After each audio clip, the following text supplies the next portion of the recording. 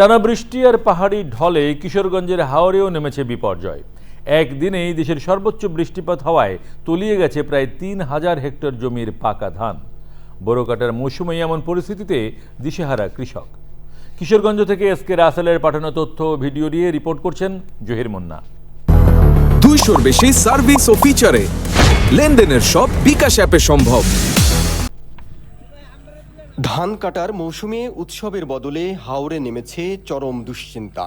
টানা বৃষ্টি আর পাহাড়ি ঢলে কিশোরগঞ্জের বিভিন্ন হাওরের নিচু জমি তলিয়ে গেছে, হারিয়েছে কৃষকের স্বপ্ন আর ভবিষ্যৎ।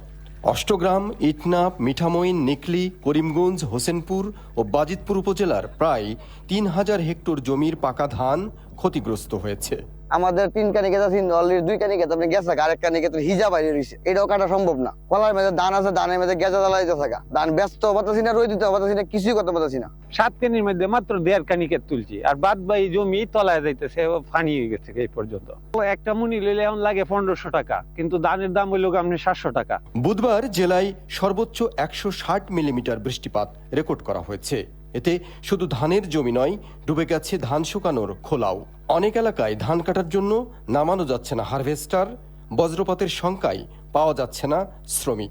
ব্যাপারীরা কইতাছে 600 টাকা মন ধান দিমু, আর ক্ষেতের মেঝে ধানগুলি মারাইতে গেলে আমরা নিচেও 1200 টাকার উপরে আমরা পড়তেছে। এইভাবে তো আমরা দিনকাল চলবে না। বৃষ্টি আবার তল করে নিয়ে গেছে, আমরা এখন কিভাবে ঋণ দিব, কিভাবে কি বাঁচবো, আমরা বাল বাচ্চা লই, আমরা কোনো আশা ভরসা নাই। কৃষি বিভাগ বলছে ক্ষতিগ্রস্ত কৃষকদের তালিকা করা হচ্ছে।